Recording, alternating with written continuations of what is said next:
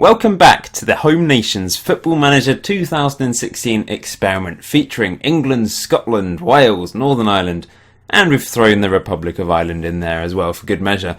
This is actually the last part of this experiment. Apologies for the over 2-week delay since part 4.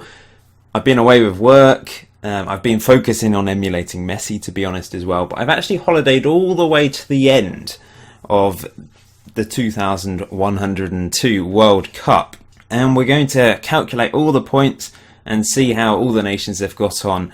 I've probably done over 30 years since part 4, and I'm not going to show them step by step in this part. I'm just going to show you the results of those last few World Cups, and then I'll show you the points. Because it's been so long since the last part, I think we just need to wrap it up this way. I hope you've enjoyed the experiment. Please smash the like button if you have, that would be much appreciated. I'm not sure when the next experiment featuring this sort of idea will be. I'll probably have a break from doing this type of Football Manager experiment because I've done quite a few in a row now. I've got lots of other ideas for experiments. I've got a long list. I've developed a long list over the years, so I'll be hoping to do some of those at some point in the not too distant future. I will return to this idea though, so don't worry. I know a lot of you want me to do your particular nation or your chosen nations. We will do some more at some point, but not in the next month or so. If you've got any ideas for other experiments, let me know in the comment section below. Please don't just say, do Israel, do Nigeria, do Canada, because that's not helpful, because I've just said to you that I'm not going to be doing nations for a while. So if you've got a creative experiment idea, let me know in the comment section below and I may well do it. Now then, in the last part, in part 4 of this experiment, I put a poll in the description asking you guys to let me know how many points should be given for the World Golden Ball and World Player of the Year award. I just wanted to get this out the way now, so any future experiments I do with this basis will have this point scoring system. And the winner was 1 point each for World Golden Ball and World Player of the Year. So you guys don't think this competition is deserving of 3 points each per win. So you've decided, the majority of you decided that it should be 1 point for each award, which has meant that there's been another change to the points.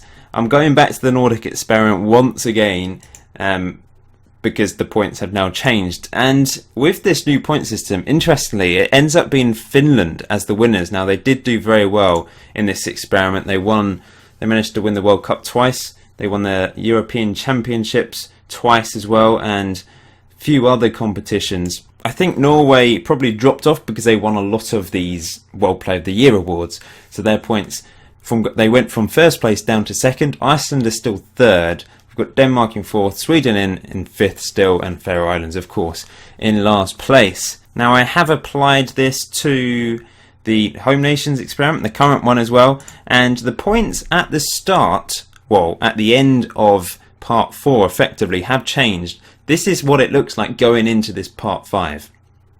So England leading the way with 168 points. Scotland next, then it's Northern Ireland, Republic of Ireland, and then Wales. It could all change. There's a huge number of years to go that we're going to go through in today's part, in the last part of this experiment. So Scotland could end up winning this. I'm sure there's lots of you hoping Scotland can overtake England. That's pretty much the point of this experiment, to see if we can get Northern Ireland, Scotland and Wales to be better than England. That was the whole premise of this experiment, really. But at the moment, we're kind of failing because England are leading the way. Just to let you know, I've also uploaded the last save file to Mediafire, so you can download that. There's a link in the description below. You can put that into your game and you can basically have a look yourself at things in a bit more detail, or you can play on from that point if you wish. I've only uploaded the last part because when I uploaded all the save files for the Nordic experiment, to be honest, 99% of people only downloaded the last part, so that's what I've done, and hopefully you can have a look at things in a bit more detail. That will answer some of your questions. So as you can see, I've holidayed through to the 1st of August 2102, and we're going to start with the World Cup, the pinnacle of football. As you can see, during this experiment we've seen England and Scotland have the greatest success in this tournament. They've both managed to win 3 World Cups, and Ireland have actually managed to win 2 as well, so real success for these nations. Unfortunately, Northern Ireland and Wales didn't end up winning any World Cups. I did consider boosting Wales again for this last part before holidaying through. But I looked at the comments and some people were saying that if you were to boost Wales, it'd be a little bit unfair. You should probably boost everyone. A couple of people did say I probably should just boost Wales rather than anyone else. But there wasn't enough of you saying boost Wales, see what happens. So I just continued. I just holidayed the game as if nothing had happened. I didn't boost anyone. I didn't improve any teams, any countries or anything. Apart from right at the start of the experiment. That was the only time I ever had any influence over this save. So you can see the longevity of Scotland in particular, and Ireland, has worked really well. Northern Ireland as well have done pretty well. I mean, they managed to be runners-up in 2086 to Spain, with Scotland finishing third in that one as well. It did sort of die a death. We had like a real spurge. Is that a word? A spurge of teams winning it in the middle of this experiment around this period between 2046 to 2078. We saw England win it 3 times, Scotland win it a couple times in that period as well. But in the later stages, it did drop off a little bit, as you can see there, with Ireland the only team to win it in the last 24 years of this experiment. But overall, I'm pretty pleased with the success. Unfortunately, we didn't see Wales really have much success in this competition. These are just the records of the World Cup. You can see Brazil, most time winners of 7. I don't think we're going to see any of the home nations featuring most team goals. England in 2070. Most goals in a match. Ross Higgins for Scotland in 2086 got a double hat-trick against Canada. Can't see the game, unfortunately. But wow, that's pretty insane. Most assists, Robbie Walker in 2034. So there's some records here. Most man of the match is England. Louis Hustwick in 2078. European Football Championship. Now in the Nordic experiment we saw that most nations actually performed better in the World Cup. And you could probably say it's the same here as well. But the difference is we have actually seen every single nation win this tournament, which is great. We had Scotland win it 3 times in total. England managed to win it once. Northern Ireland managed to win it. Wales won it, and they weren't they were the least successful team in this experiment, but they actually managed to win the Euros. And Ireland finally won it in 2080, beating England in the final. England were runners-up in the last 2 finals as well, so that could be crucial for their points tally. Scotland were the last nation to win it in 2092, beating Northern Ireland in the final. Northern Ireland were runners-up a couple of times. England runners-up 4 times in this. Let's look at the records then. Most time winners is actually Belgium. They've done really well. I think they won it 3 times in a row, didn't they, on this experiment? And they are actually the holders of the most titles. Let's have a look. Most games won in a row, Northern Ireland.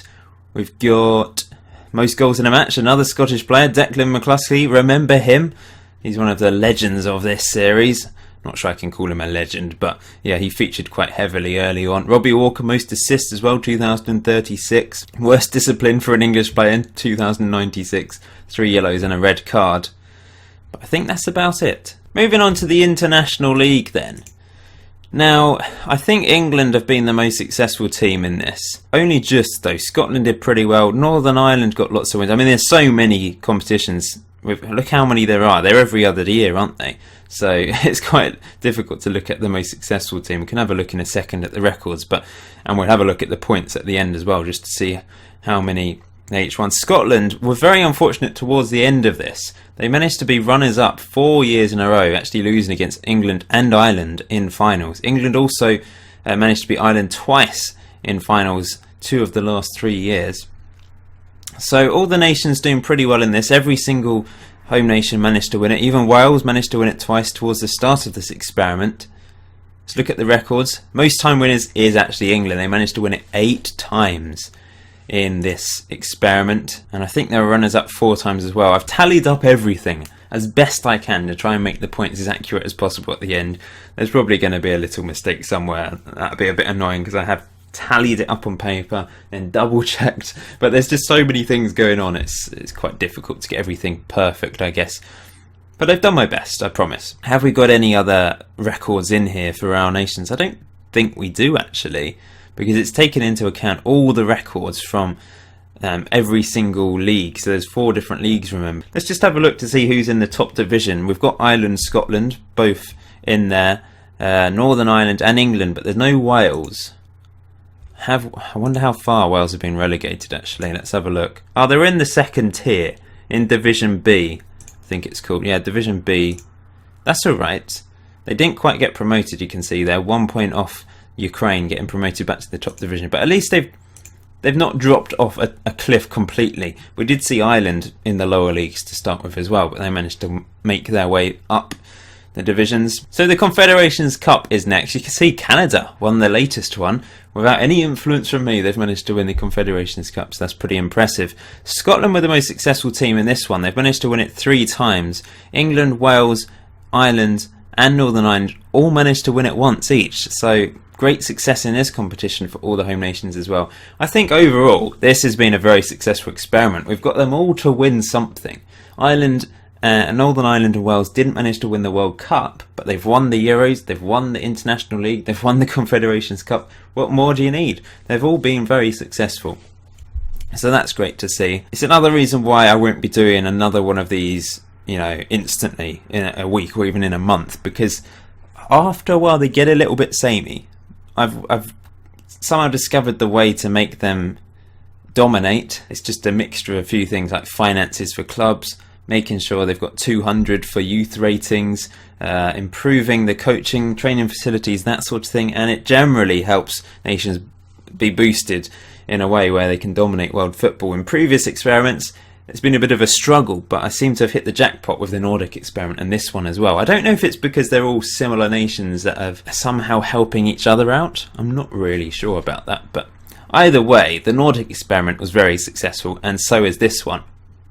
You can see here, Confederations Cup, Brazil have won it the most times. We've got Scotland with the most games won in a row, 7 times, because they managed to win the Confederations Cup a couple times in a row, didn't they? Most team goals in 2033 as well, which is great to see. Most assists, George Love, remember him? 7 assists in 2033. Really great stuff. Now then, World Golden Ball and World Player of the Year. Remember, it's only 1 point per win now. You can see England won the most recent one. We've had, I'll go back to around about 2075, because from then on, from previous to that, we didn't have many winners at all. There were a few, but not a huge amount. But you can see here, someone called Mark Fotheringham really dominated for a number of years. He's won it 1, 2, 3, 4, 5, 6 times, which is incredible, really. He is retired now, he's 50 years old, so it's quite a while ago that he was playing.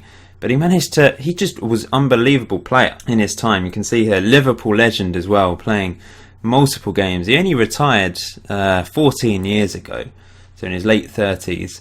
And he was just so many assists, quite a few goals as well, really impressive average ratings. Started at Dundee United.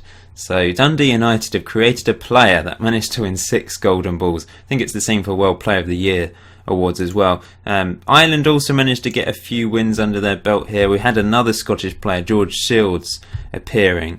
In recent years, I think it was just the English guy that managed to win it. Daniel Jackson is the most recent winner, so we'll have a look at him. Very, very good player. 31 years old now, 98 caps for England. Similar story for World Player of the Year, pretty much the same winners. We've got Fotheringham, he managed to win it 3 years in a row. I think he won this 7 times, in fact. Really dominated this competition for a number of years. World Team of the Year, that's the most recent one. We can't actually see their nationalities, unfortunately, but you might spot someone in there. In fact, there's not much point me even looking through this, because you won't have a clue. But you can have a look at the save file, which is in the description below, and have a look at things in a little bit more detail if you want. If you spot anything really interesting, let me know in the comment section below. Let's just have a look at some club information. This is the top teams in the world according to reputation. You can see Barcelona, Real Madrid, PSG, Bayern Munich, Atletico all at the top. There's no English teams until Man City, 4.5 stars. Look at all the teams above them. Brazil really dominating for whatever reason. Finances though, I thought Leicester was at the top then, I'm at the bottom of the list. The English teams are the richest in the world, but the reputation wise they're lower. Chelsea and Arsenal have managed to hit £2 billion. That's crazy. Man City are third.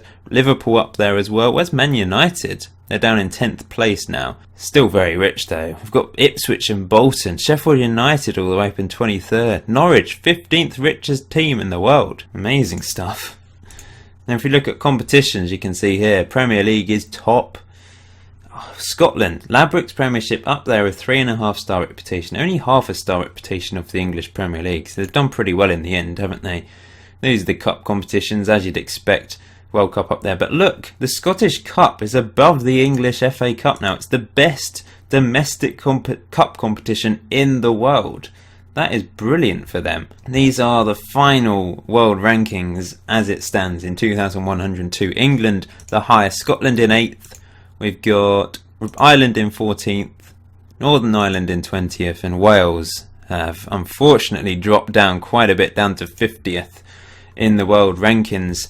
It changed so much over the time. I mean, I don't know if there's a way of working out an average position over the years. I could do it, but I'm not going to, because that would take forever to work out. And I've only got saves up to certain points, so I wouldn't really be able to create an accurate picture for that, to be honest. We'll have a look at the nations first, before looking at Champions League and Euro Cup, and then we'll go on to the points.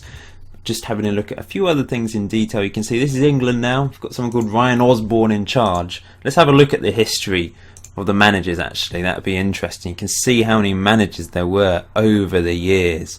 I think the last real player was Coric. I might be wrong, but yeah, I would suggest he was the last real player.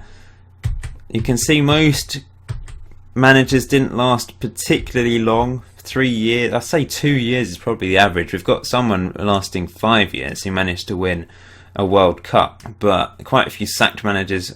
Fair number have resigned in recent years, actually. The last manager decided to resign after winning the European International League in almost 4 years of management, so it wasn't particularly successful. Let's look at league wins, cup wins. That's probably the more interesting one. Yeah. This guy, Roy Itach, was the most successful, winning 3 cup competitions, but we can't see what he managed to win, which is a bit annoying. If we look at the records then, top goal scorer ever was Kevin Bottensian, who's retired at the age of 36. Quite recently, actually, Crystal Palace legend. Started at Carrick in Northern Ireland. Was he born in Northern? No, he was born in Slough, but it's really interesting how... born in Slough, this is brilliant. Sorry, I shouldn't laugh at that, really, should I? But yeah, it's just funny how he was born in Slough, then went to Carrick in Northern Ireland and ended up being a Crystal Palace legend. It's just quite brilliant. And he's not got much hair, has he? But yeah, what I was going to say was, because we improved the leagues in Northern Ireland, Ireland, Scotland, Wales, a lot of these players moved to teams in Northern Ireland to try and forge a career to start with, I guess. Then moved back to England and had a very good career with Crystal Palace. But that goals to game ratio is ridiculous for England, isn't it? Really is. Top goal scorer in 1 year was someone called Alan Evans in 2070. He's now an assistant manager. He played for Barcelona, must have been a good player. A few different things there. Daniel Jackson, a 9.11 average rating. That is ridiculous, over 9 games. What a player, plays for Manchester City. Oh, this is our guy. This is the guy that won World Player of the Year, of course. Most capped player, though, was actually Raheem Sterling, who became a director of football by the looks of it in the end after having a very good career with Manchester City. But 174 caps, it hasn't been beaten. It's a real player that has that record. Oldest player, Stanley Matthews still. Youngest player, still Theo Walcott, of all people, all the way back then. You could work out the rankings here, I guess. Highest world ranking, and you could work at the lowest world ranking for that particular year as well. But yeah, I mean, they were first actually until very recently. First in January, but now they've dropped down to third. Top goal scorer, you can have a look at those sort of things. Yeah, so if you download the save, you can have a look at things in really good detail if you're interested. Let's just have a look at the national team. You can have a look at the best player at the moment is not Daniel Jackson. It's, well, they're both 190 current ability. Steve Wiles, also playing for Manchester City, as you can see there. But there's a few different teams in there. We've got Blackburn player, Norwich players, Sheffield United players, Ipswich players in there. So things have changed a little bit. The landscape of football's changed a little bit in England. I'll have a look. Let's have a look at the Premier League now, actually. Oh, Norwich won the league. Their first ever title in the Premier League. and they won it in 2102. We've seen Southampton win it quite a few times. Stoke, Crystal Palace managed to win it. Maybe that was at the time when they had the legendary, what was his name? The guy with not much hair that was born in Slough. He managed to win it. Maybe he might have been at the team. I'm just speculating here. He might have been at the team in 2086. I guess he would have been, actually, because he retired in 2092, I think. I'm blabbering here, but yeah, I mean, you've still got the Arsenal dominating, but Liverpool have come back into it. That is quite interesting, though. Man City only won it once in the last few years. Man United have just dropped off. They've not won it for ages. Blackburn managed to win it again. That's quite... I mean, Blackburn, Liverpool, Stoke, Crystal Palace, Arsenal, Southampton and Norwich, the only winners of the league in the last 30 years. You've got Notts County in the top division, Coventry back in there. Millwall still doing really well on this save, but it seems like my team, West Ham, have dropped off. They're in the Championship with Wrexham and Colchester.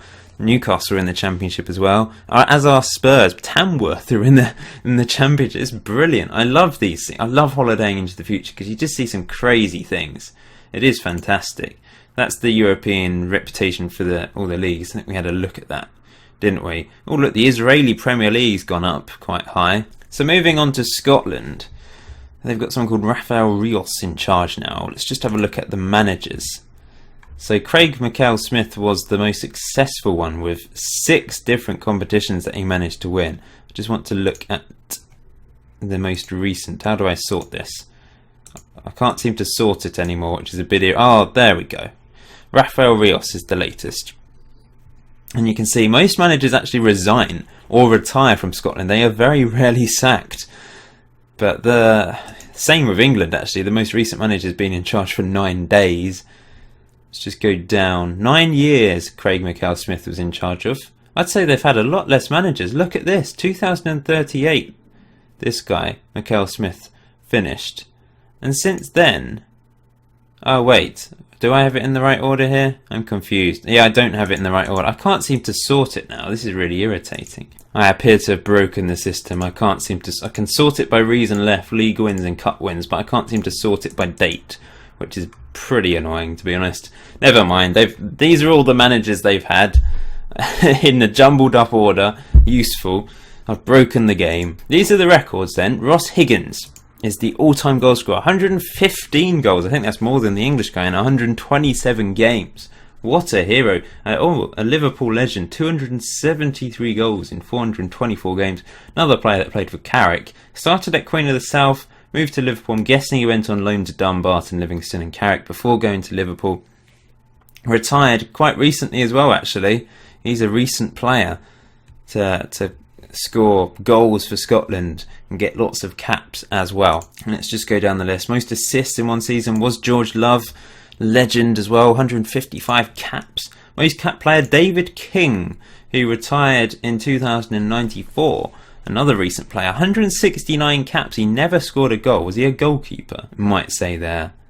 Yeah, World Cup best goalkeeper. There we go. He was a goalkeeper. Didn't play a single game for St Johnstone, where he started. Moved to Arsenal. That is club legend to the extreme. 690 appearances for Arsenal. Anything else interesting in here? Mark Fotheringham, oldest goal scorer. He is a legend. I mean, how many caps did he get? Let's see. 160 caps, 51 goals for him. And he's a Liverpool legend. What a hero. 8th in the world rankings at the moment. This is the team as it stands in 2102. Best player. There's 2 players with 182 current ability.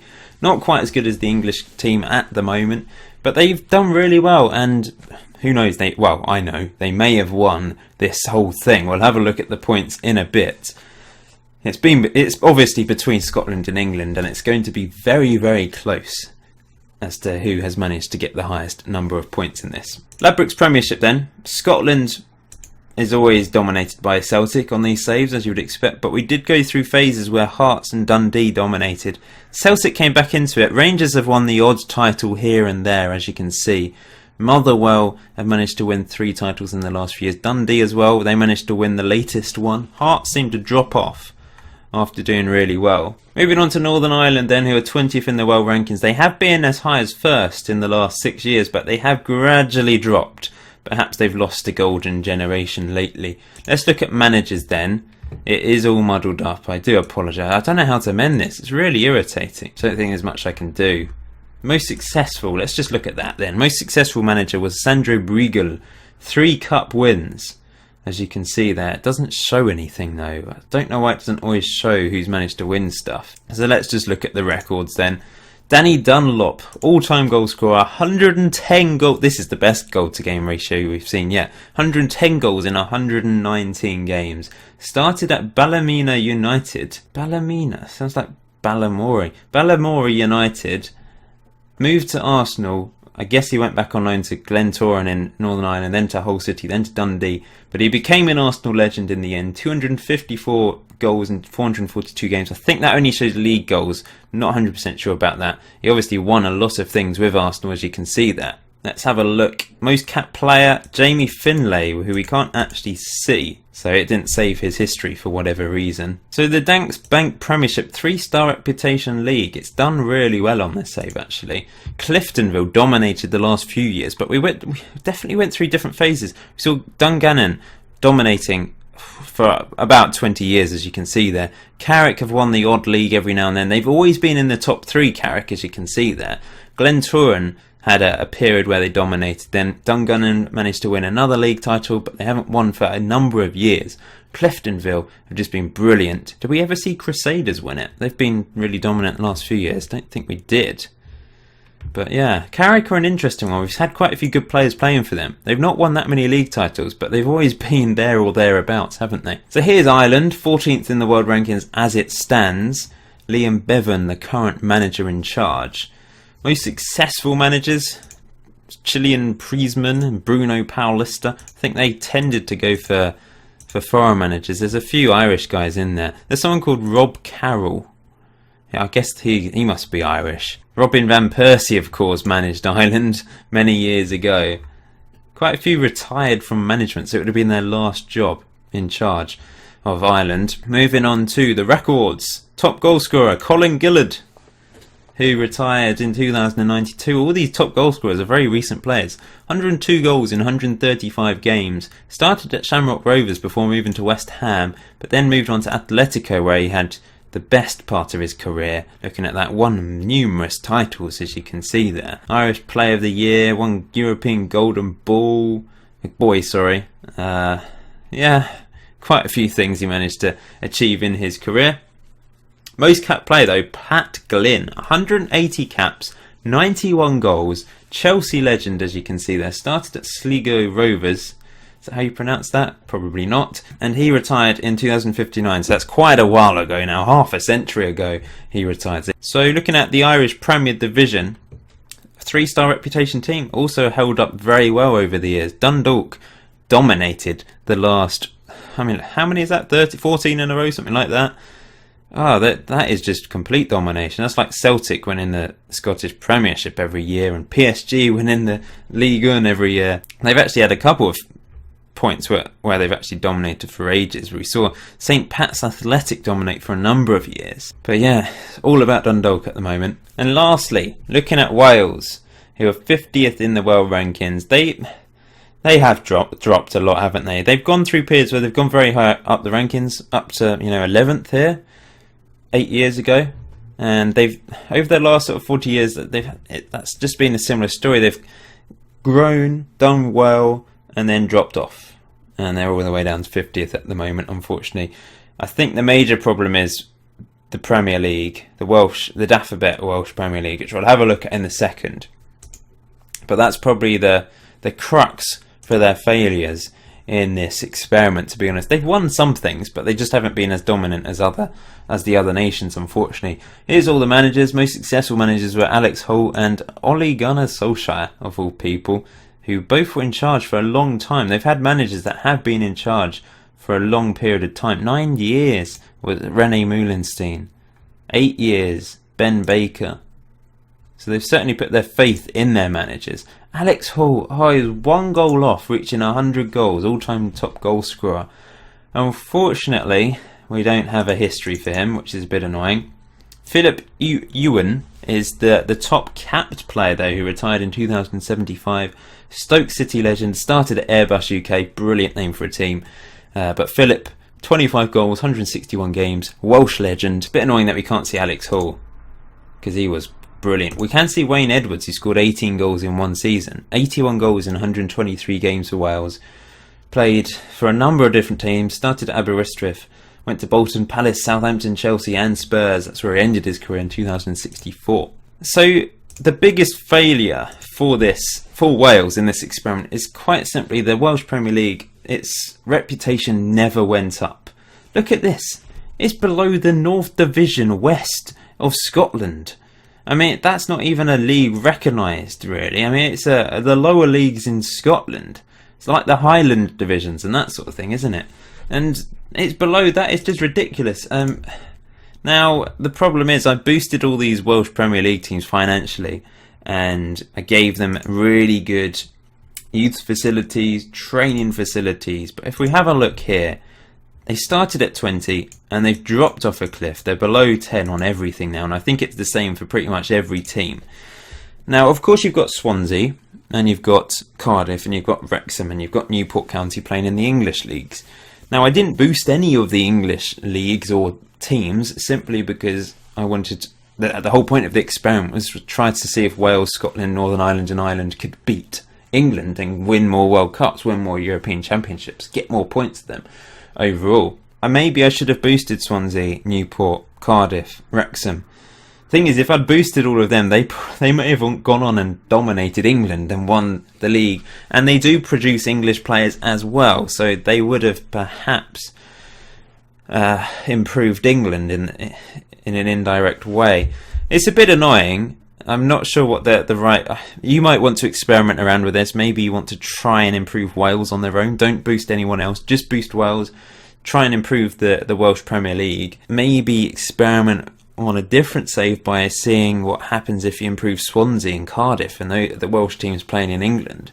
Seeing if that helps Wales. It may not. It may actually help England rather than Wales. I don't know. But this is what happened. You can see... how do you pronounce that? Luingifni, something like that. They dominated. What was that? I don't know. They dominated for a number of years in recent years. Aberystwyth as well.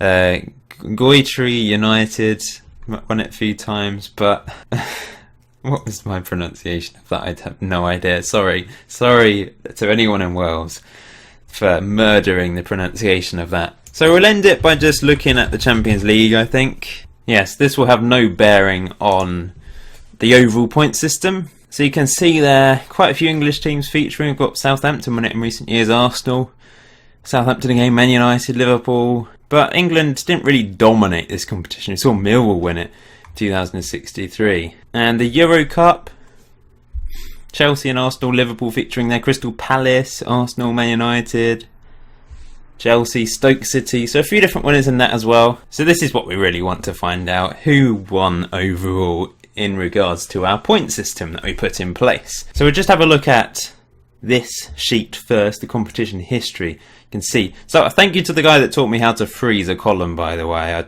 should have known how to do that. But yeah, it just means I can go across and you can see England, Northern Ireland, Republic of Ireland, Scotland and Wales against every single row, perfectly lined up. So you can see England and Scotland managed to win the World Cup 3 times each. Republic of Ireland managed to win it twice. Northern Ireland always seemed to struggle to get past that second round stage, didn't they? 11 times. But when they did get past it, they got through to the final. But unfortunately, they lost 2 finals. Wales never got past the quarter-final of the World Cup. They did seem to struggle quite a lot in this competition. European Championships, Scotland won this 3 times. The other nations all managed to win it once. Scotland and Wales, the only teams to manage to win every single final they got into. England pretty unlucky in this, runners-up 4 times, as were Ireland with 3 runners-up. Northern Ireland seemed to struggle to get past the quarter-final stage of this one. Wales struggled to get past the second round. But they all did pretty well actually in this competition overall. European International League, every single team managed to win it. Wales twice, Ireland 3 times, Scotland 4 times, Northern Ireland 5 times, and England 8 times. They really did dominate this competition. Wales never lost a final. Scotland lost 7 finals. Moving on to the Confederations Cup, which Scotland once again dominated. 3 wins. Can they win overall though? England maybe were a little bit more consistent, getting through to quite a few finals. They managed to get through to 2 finals in this as well, winning 1, losing 1. Same for Northern Ireland and for the Republic of Ireland. Wales, once again, they didn't lose a final. When they get through to finals, they are very successful. Look at this. So European Championships, 1 out of 1 win. International League, 2 out of 2. Confederations Cup, 1 out of 1. So that's a pretty good record for Wales. There's something to smile at there, isn't there? They did lose overall, but at least they managed to have a 100% record in finals, which is a good achievement. And finally, this is World Golden Ball World Player of the Year. Scotland, the victors of this one as well. They deserve to win this overall, I think, with what they've managed to do. Northern Ireland and Wales unfortunately never managed to produce a player that won World Golden Ball or World Player of the Year. So let's see who won overall then. Scotland are the winners by 5 points. Only just ahead of England, who managed to get 248 points. Ireland third with 187. Northern Ireland fourth, 150. That's a good solid points margin. And Wales with 97 points. So close to getting to that 100-point margin. Really well done to Scotland though. They produced the best players consistently. They won the most World Golden Balls, World Player of the Years. They won the most European Championships, joint most World Cups with England. They won the most Confederations Cup. And they were great. They really were great. Their league improved. Scottish Premiership was really strong. Unfortunately, they couldn't produce a Champions League winning team, but they still had a strong league. And I'm happy to see England, although I'm English, I'm happy to see England fail here and not manage to defeat Scotland. I really was hoping for at least one of these nations to get more points than England, because that was the purpose of this experiment, really. I wanted to see if, because England are always overpowered on FM, remember England had no help from me and they still did very, very well. But thanks to boosting Scotland, they were just about defeated. So there we go. We'll end it there, guys. Thank you for watching this experiment. Please hit that like button if you haven't done so already. The link to the save file is in the description below, so you can play on further. You can holiday further into the future if you really want to. Maybe you'll want to use the in-game editor to boost Wales a bit more and try and get them to catch up with the others. That's completely up to you. If you've got any ideas for experiments in the future, put them in the comment section below. Please no mentioning countries though, because that's, you know, I've said I'm not going to be doing them for a while. I want some unique experiment ideas, and if it's good enough, then, you know, I'll do it and I'll mention you and say thank you for giving me the idea of a really interesting experiment. So until next time, guys, enjoy Football Manager, enjoy your day, thanks for watching.